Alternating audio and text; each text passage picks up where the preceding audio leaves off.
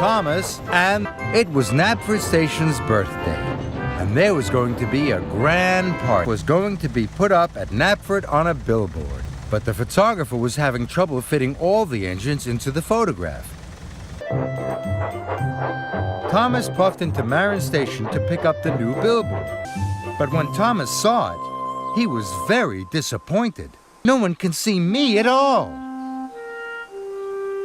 Thomas puffed towards Knapford. Time, he hit the buffers, and the billboard flew into the lake. Didn't tell Diesel. Then he saw Diesel. Diesel was puffing straight to Tidmouth. So branch line, and he raced back to Tidmouth. The engines were very cross. Soon they had all gone, and Diesel trundled straight by. Later, Thomas had gathered the engines again. Like the photographer, Thomas saw Diesel. So Thomas reached lots of steam. It billowed from his boiler and filled the whole station. So Diesel didn't see the photographer, and he trundled straight by. So all the engines came back later, instead of doing their jobs. At last, just then, Diesel oiled round the bend. He screeched to a halt. Rolls of bunting went everywhere. For the rest of the day, Thomas worked hard. He did all Diesel's jobs. And Diesel picked up the new billboard just in time for the celebrations. It was the best billboard they'd ever seen. Engines on the island of Sobi. Edward may not always be the fastest engine, but Edward puffed up to the junction for the express line. Thomas was waiting. If he took the other track, he could stop at stations in Special. The signal changed. Edward didn't take the express line. Edward was having a wonderful time. But the track ahead led to the school towards the broken The track was very bumpy and jumpy. The shiny brass edge of the wheel started to cut into the ropes. But Edward didn't know.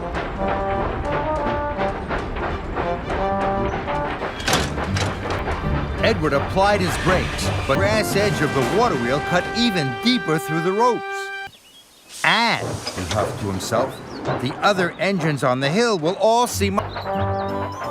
But the water wheel was very heavy. Edward huffed and puffed up the hill. At last, he reached the top. But the edges of the water wheel were cutting deeper and deeper into the ropes. Then there was trouble. With a final jolt, the ropes broke. Gordon was further down the hill with flatbeds of scrap iron. The water wheel rolled down the hill. It bounced onto Gordon's flatbed. Now, Edward's magnificent water wheel was on its way to the smelters. Edward had to get to the smelters yard before Gordon. No one saw Edward pass, and no one stopped to wave.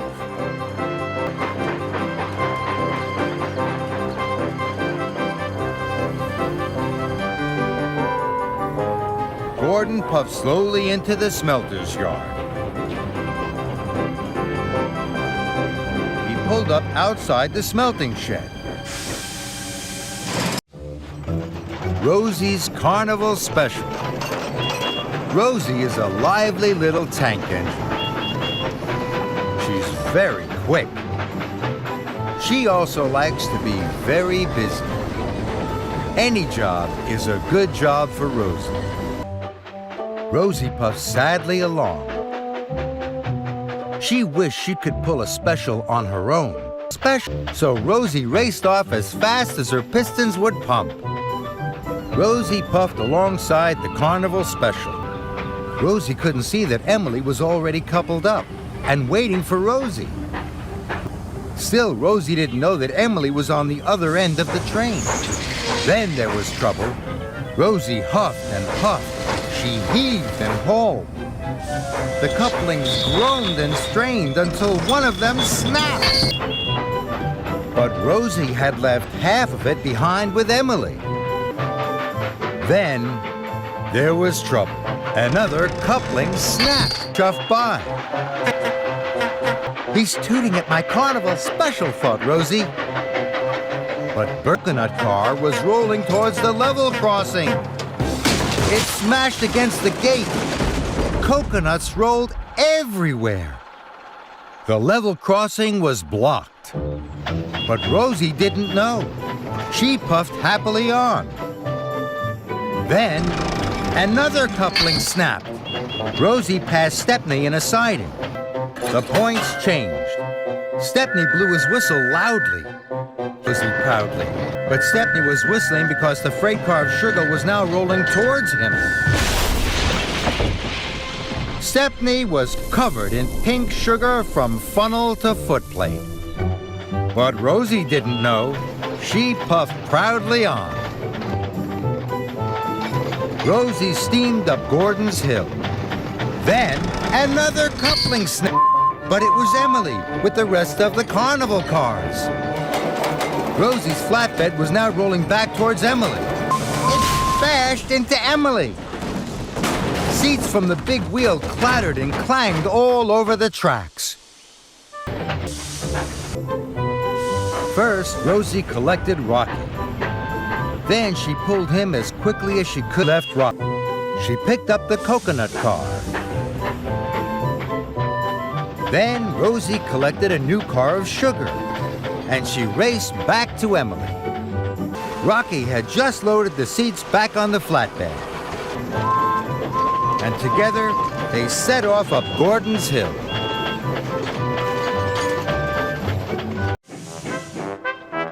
Mountain Marvel. The narrow-gauge engines in the hills of Sodor always like to hear stories.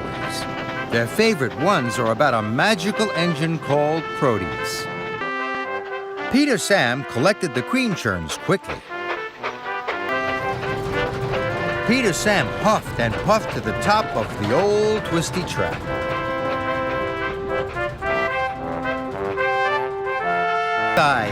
Then he saw a thick hedge across the track. Peter Sam crashed through the hedge with a clang and a prang. He hit something hard. There in front of Peter Sam was a statue of Proteus. It was sitting on a rusty old flatbed. It's a statue of... He stopped at the junction. Puffed up. He still had... Freddie puffed up. He's surprised. The farm workers had covered the statue of Proteus. Peter Sam pumped his pistons. The cream churns with the Proteus statue. Peter Sam raced down the hill. Peter Sam smashed into a buffer. The cream churns crashed. The junction was blocked. They were surprised at the mess. Peter Sam chuffed his long way backward, older than Sir. He chuffed towards Brendam Docks. At a junction, Henry decided to take the track that passed the Wishing Tree. Some leaves were gone and some branches were broken. Henry took the track to Brendam. His boiler bubbled and his steam sighed to Toby's freight cars. Henry pumped his pistons. He had a long line of empty cars to take to the quarry. So Henry reversed onto Thomas's track. And he slowly wheeshed away. Then Henry saw Percy at a water tower. Percy had to take carloads of empty milk churns to the farm. Percy shunted his freight cars onto the main line. Henry buffered up to Percy's freight cars and whooshed away. She had empty cars to take to the coaling plant. So Emily shunted her train onto the main line. And Henry coupled up. He chuffed happily away.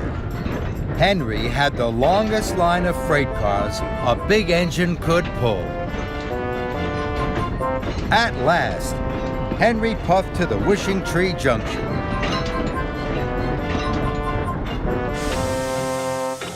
He left Emily and Percy's freight cars on one track. Then he shunted Thomas's freight cars onto another.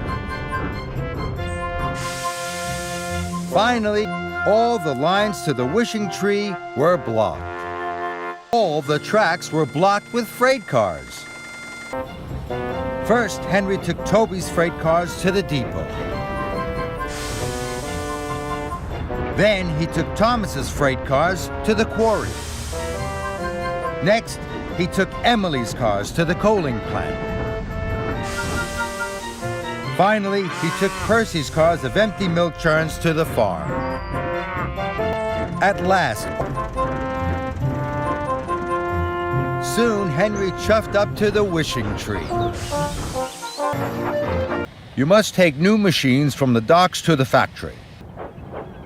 Thomas buffered up to the machine cars. At the signal, straight to the quarry. Thomas and Hank his side. Thomas hadn't the puff to whistle hello.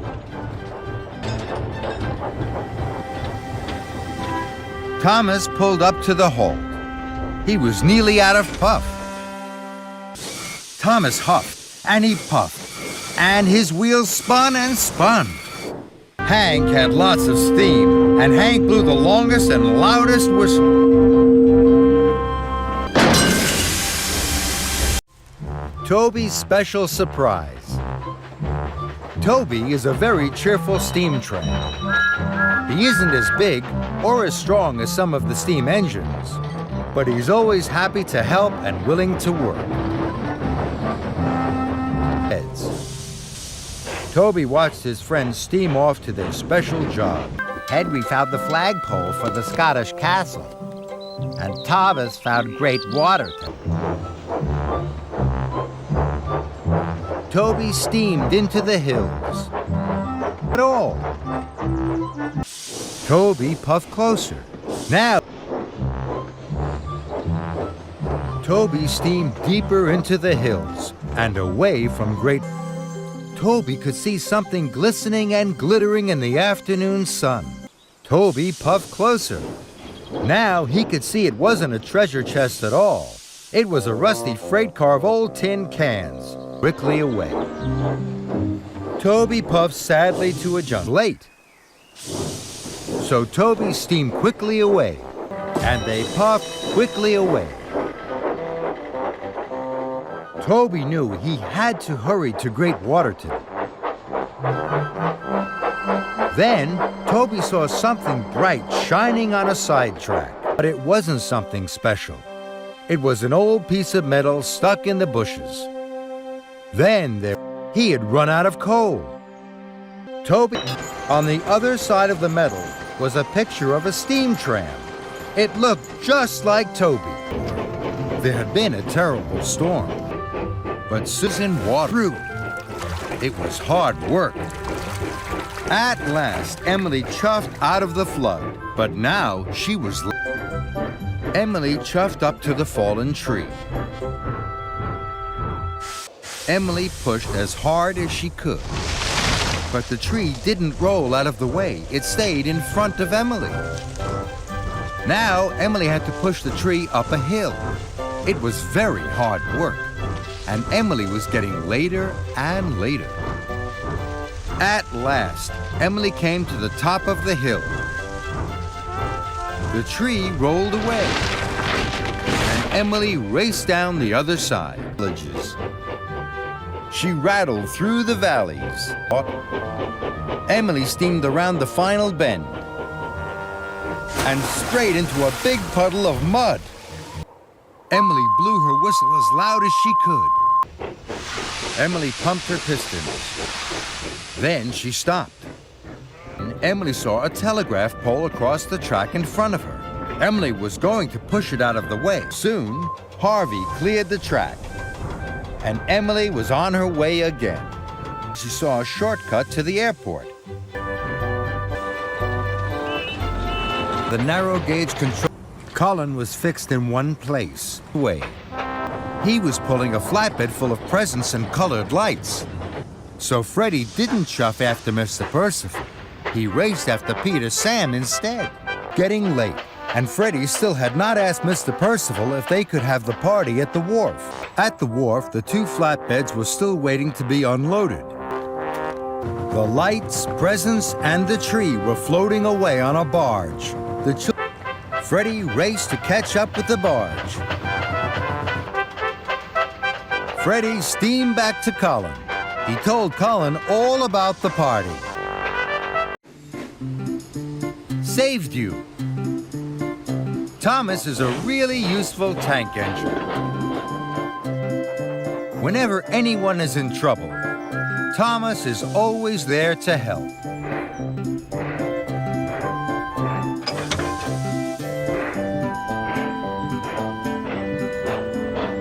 And because Thomas helps, deliveries are made on time, without confusion and delay.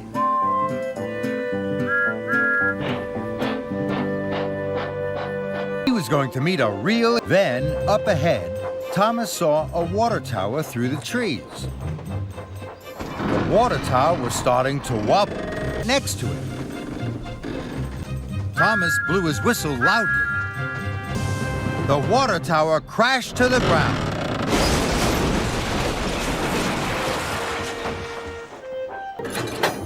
The signalman changed the points. Just then, Harvey raced towards the junction. He changed tracks and puffed down the other line. Harvey was surprised. Thomas chuffed on to collect the firefighter. Then Thomas saw Toby. Smoke and steam billowed from Toby's axles. So Thomas puffed quickly back to the points. He changed over onto the... Thomas buffered up behind Toby and shunted him. "Don't worry, Toby," said Thomas, and hit the express line and into a siding. Gordon chuffed past. He didn't see Toby. Then Percy puffed up. Percy raced away. Thomas collected the mechanic from Gordon.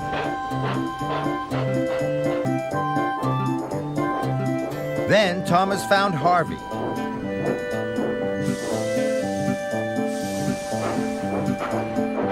He took Harvey to move the fallen. Thomas puffed sadly back to Tidmouth. And Thomas puffed away.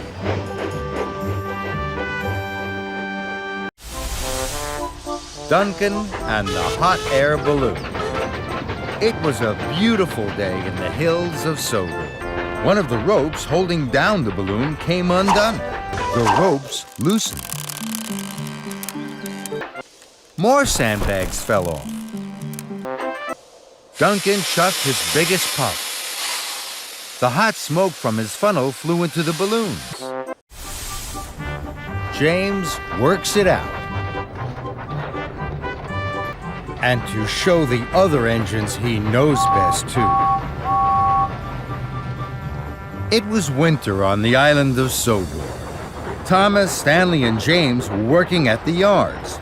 They were shunting trains to take to Great Waterton. They had to arrive on time.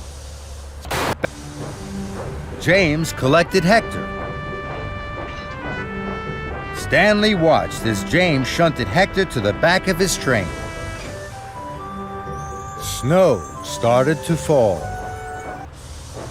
So James buffered up to his train and steamed slowly out of the yards. James puffed through the countryside. The snow was getting heavier.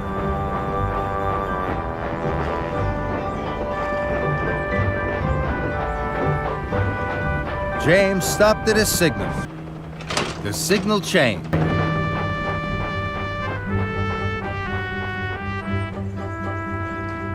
James arrived at the Shen Valley Junction. Now, the snow was very thick. It made it hard for James to see ahead. James puffed onto the wrong track. James thought he was steaming through Shen Valley, but he wasn't. He was steaming towards the snowy hills.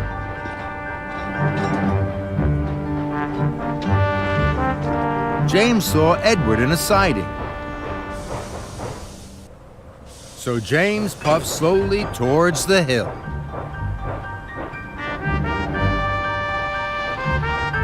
James huffed and puffed. He steamed and strained. James arrived at the top of the hill. Then there was trouble. Hector could see a snowslide had blocked the line. So James applied his brakes. The train smashed into the snow. So Hector...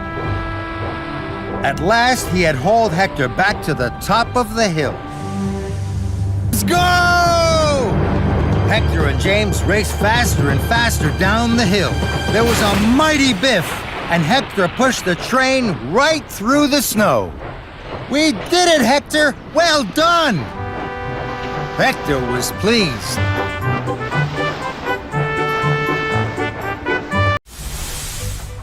Tram trouble, good friends.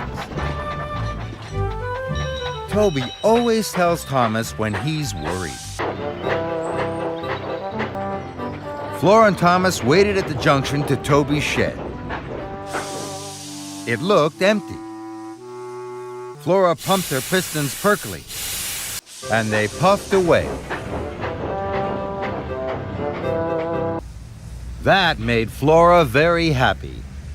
Toby, please have gone. Lead the show, be proud and strong, he puffed to himself. This time, Thomas was sure Toby's shed was empty, and they puffed quickly away.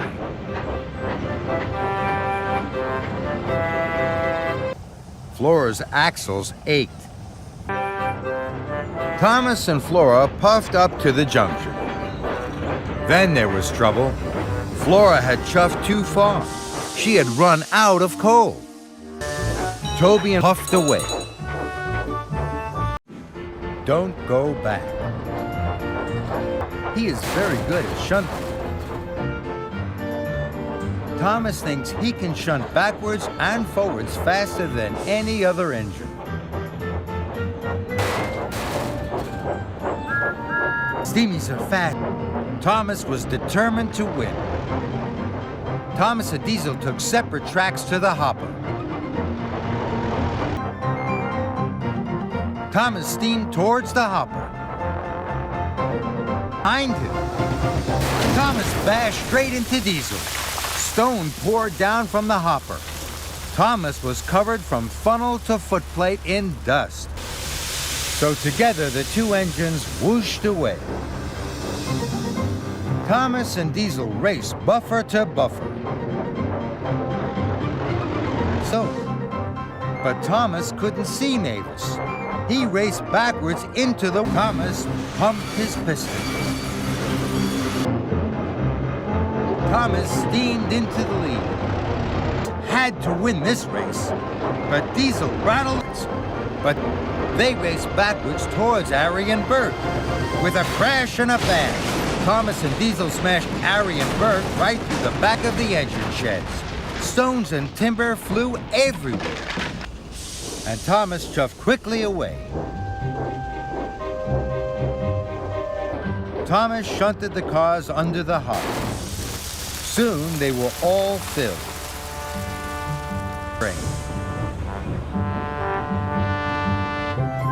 Then Thomas collected Rocky.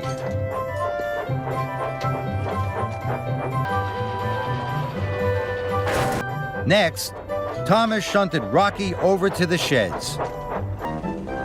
At last, the freight cars were loaded with broken rubble from the sheds.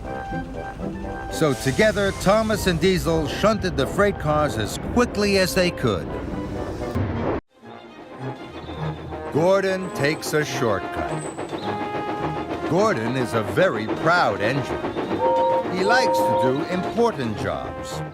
Gordon thinks he knows the Sodor Railway better than anyone. Stanley puffed off to Brendam Docks as quickly as his boy. He could see Stanley ahead.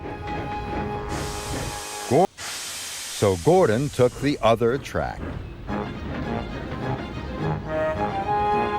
Shortcut. Gordon steamed further along his shortcut.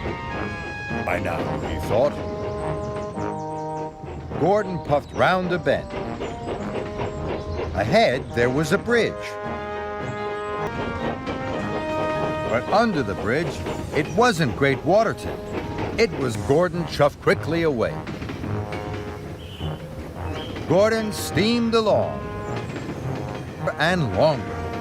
Then he saw another bridge. But under the bridge, it wasn't Great Waterton. It was the shunting yard of a logging station. His whistle from the track below. Gordon pumped his pistons. Then there was trouble. Ben was shunting a flatbed with logs. Gordon biffed straight into them. The logs started to roll down the hill. But Gordon didn't know which track to take to find Stanley. Soon the track was clear, and Gordon steamed away.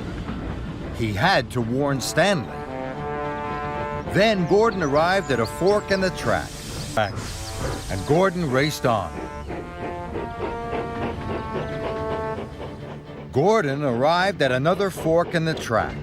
He didn't know which way to go. Then he saw Duck chuffing over a bridge. Duck was happy to help, and Gordon steamed off.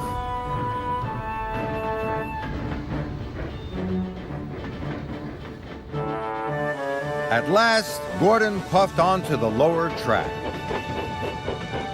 He could see the logs had fallen across Stanley's line. Then he saw Stanley chuffing around the bend. He chuffed to himself.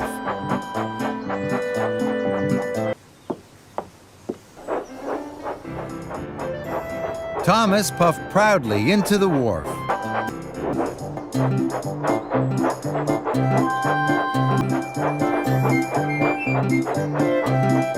At last, the cake was baked. They puffed quickly away. There, all in white, was a man. He was carved into the hillside. He shone in the moonlight.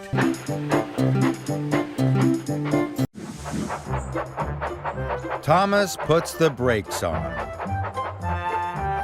It was Sodor River Bridge was being rebuilt. Thomas had been chosen to help the builders. He was very busy and very proud. Thomas had to stop at a signal. Thomas applied his brakes. Brakes wouldn't work properly. Thomas raced round the bend much too fast. The special blocks bounced off his flatbed. It is squeaking more slowly. Thomas arrived at the top of a steep hill to roll faster. Thomas applied his brakes, but they still weren't working properly. And the squeak was, but Thomas couldn't slow down. He raced into an emergency siding, and he hit the buffers with a big bump. More of the special blocks bounced off his flatbed. They tumbled down a steep bank. Now there was only one stack left. Thomas set off once more, very slowly for the bridge. He had to stop, but he couldn't. Thomas's brakes had stopped working. His flatbed bashed his buffers with a bump. The last of the special blocks fell from his flatbed into the water. It had made the last block fall from his flatbed where he had hit the buffers.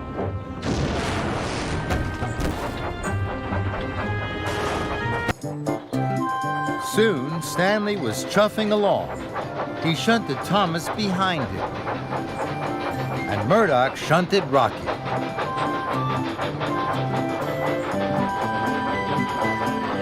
They reached the bottom of the steep hill. Hooray! There they are! Soon, Rocky had lifted the blocks onto Stanley's flatbed, and they all puffed on.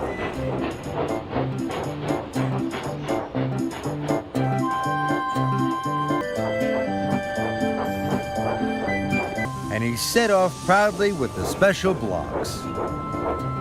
Later that day, Thomas chuffed back to the Sodor River Bridge.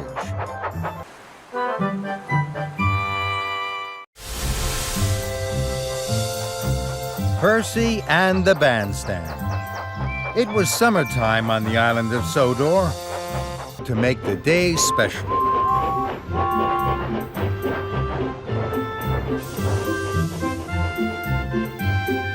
Edward was bringing special parcels.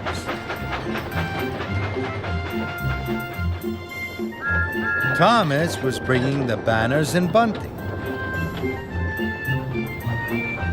And Percy was bringing the gravel for the pathways.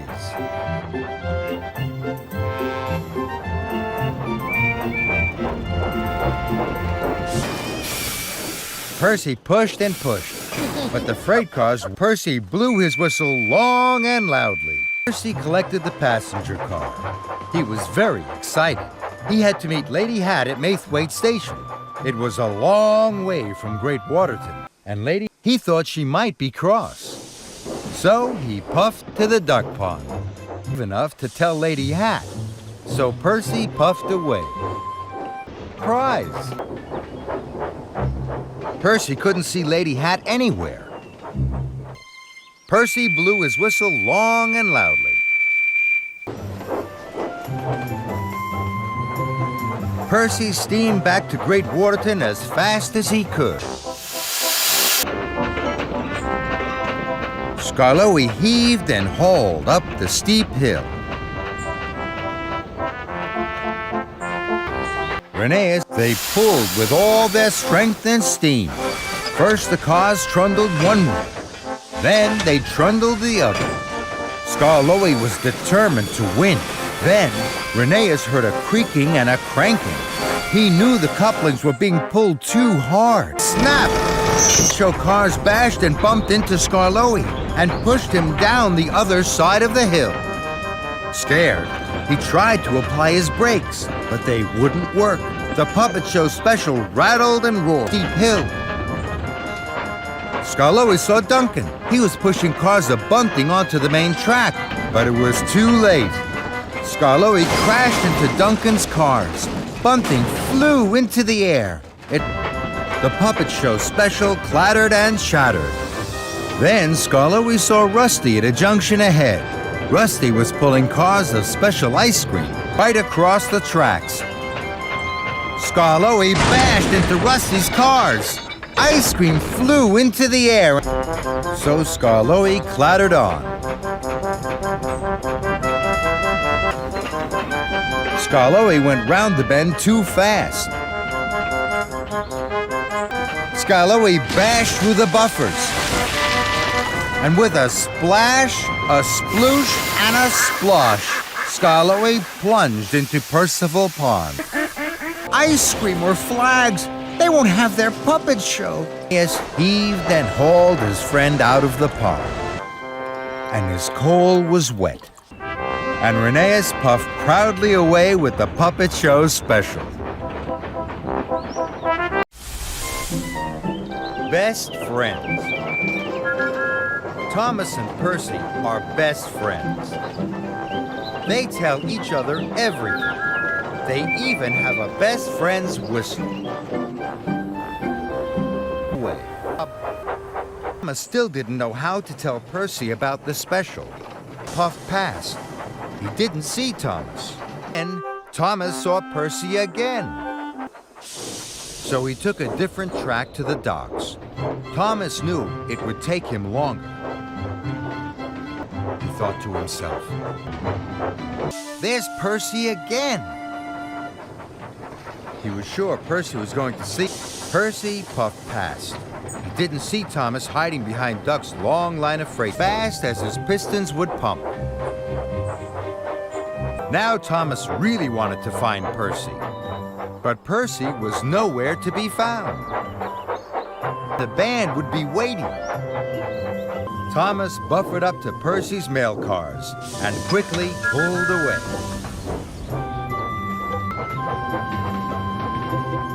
Percy steamed off to pick up Annie and Clarabelle. He couldn't wait to collect the brass band. Thomas puffed into Great Waterton.